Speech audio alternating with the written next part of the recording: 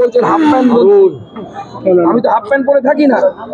সবথেকে দুঃখের বিষয় হচ্ছে 11 সালে ওনার দলের 6 জন হাফ প্যান্ট মন্ত্রী ছিল, যদি আমি হাফ প্যান্ট মন্ত্রী হই। এমনকি মমতা বন্দ্যোপাধ্যায় নিজের জীবনের প্রথম দিকের হাফ প্যান্ট মন্ত্রী ছিলেন, যদি উনি আমাকে হাফ প্যান্ট মন্ত্রী হতেন। এমওএল যদি হাফ প্যান্ট মন্ত্রী, বাংলা থেকে একজন মন্ত্রী হয়েছে, সেটা পছন্দ হচ্ছে না আমার। আসল বাংলা বিরোধী যদি কেউ থাকে তা হচ্ছে মমতা বন্দ্যোপাধ্যায়। বাংলা মদ ছাড়া অন্য কোনো কিছুকে উনি ভালোবাসেন না, কারণ ওটা বিক্রি হলে ওনার কামাই হয়, সরকারের কামাই হয়।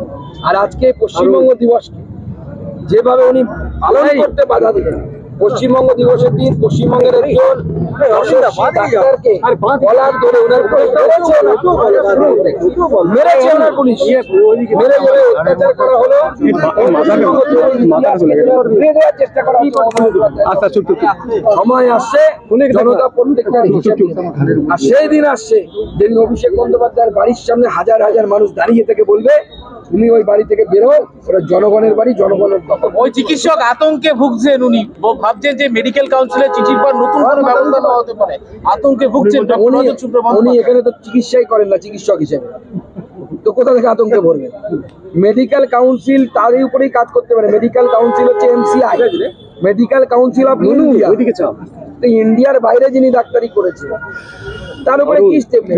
মেডিকেল কাউন্সিল তো সব ডাক্তারবাবুরা নন, কিছু ডাক্তারবাবু তো তৃণমূলের গুন্ডাতে পরিণত হয়েছে, কুকুরের ডায়ালাইসিস করায় আর বাদ বাকি ভোটের সময় মারামারি করে ছাপ্পা মারে।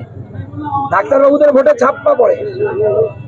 সন্দীপ ঘোষ এই এমসিআই এর একটা লিডার, সে তো জেলের ভেতরে। মুখ্যমন্ত্রী বারে গণতন্ত্র বলে, কি গণতন্ত্র নিজস্ব? মুখ্যমন্ত্রী যেভাবে এখন সাধারণ কর্মীকে ভয় দেখানোর জন্য চেষ্টা করা হচ্ছে, বিজেপির কর্মীরা ভয় পাবে না এবং ইটের জবাব পাথর দিয়ে আমরা দেবো। চিন্তা নেই, ঢিল মারলে প্রত্যেকটা জবাব পাবে। যেমন আমি জবাব দিয়েছি না, একটা এসে চোর চোর করছি, জবাব দিয়েছি। ওটা হচ্ছে জাহাঙ্গীরের বেটা, জাহাঙ্গীরের অবৈধ সন্তানের সন্তান, অবৈধ সন্তান, তাদের সবাইকে আমি ওই উপাধি দিয়েছি, সবাইকে।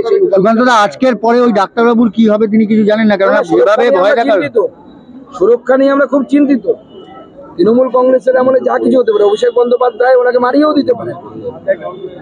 আমি বলছি, পরিষ্কার বলছি, ইন ফ্রন্ট অফ ক্যামেরা বলছি, অভিষেক বন্দ্যোপাধ্যায় ওনার প্রতিবেশীর সাথে কি ধরনের আচরণ করতে পারেন সকলের আইডিয়া আছে। আমরা সেই ওনার চিন্তিত। আশা করবো বিশেষ করে রাজ্যপালের কাছে আমরা আবেদন জানাবো এই ডাক্তারবাবুর সুরক্ষার ব্যবস্থা করার জন্য, ডিজিকে বলে এই ডাক্তারবাবুর জন্য সুরক্ষার ব্যবস্থা করা হয়। অভিষেক ব্যানার্জির বাড়ির সামনে এত সুরক্ষা যদি থাকতে পারে, 2-4টে পুলিশ ডাক্তারবাবুর জন্য ভয় পাচ্ছেন, দেশ ছেড়ে চলে যেতে হবে না তো চিকিৎসক রজত বন্দ্যোপাধ্যায়? যেতে হয়, বাঙালিদের থেকে লজ্জার আর কি আছে? বাঙালি তখন দেখতে পাচ্ছে বাংলাদেশি নাগরিকদেরকে ভারতে টেনে এনে আনছে মমতা বন্দ্যোপাধ্যায় ভোট ব্যাংকের।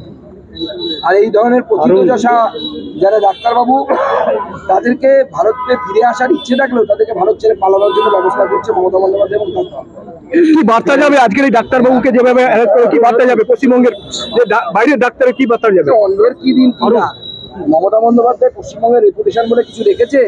কয়লা চুরি, বালি চুরি, মন্ত্রীর উপরে হামলা, জেপি নাড্ডার উপরে হামলা, শিক্ষকের 26,000 চাকরি চলে যাওয়া, অভয়া কাণ্ড, তাকে ধামাচাপা দেয়া, মমতা বন্দ্যোপাধ্যায়ের কোলের ছেলে সন্দীপ ঘোষ এখন এই মুহূর্তে জেলে, প্রাক্তন শিক্ষামন্ত্রী বান্ধবী সহ জেলে, আরো কয়েকটা অপেক্ষা করছে, যাবো করছে, কোন সময় যাবে, কোন সময় পা পিছলে যাবে বলে বোঝা যাচ্ছে না, ভাইপো কোন দিন ঢুকে যাবে সেটা বোঝা যাচ্ছে না।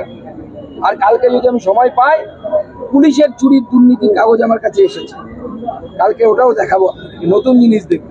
এতদিন শুনলাম চোর চুরি করে পুলিশ ধরে, এবার পুলিশের চুরির এফআইআর কালকে দেখাবো আপনাকে।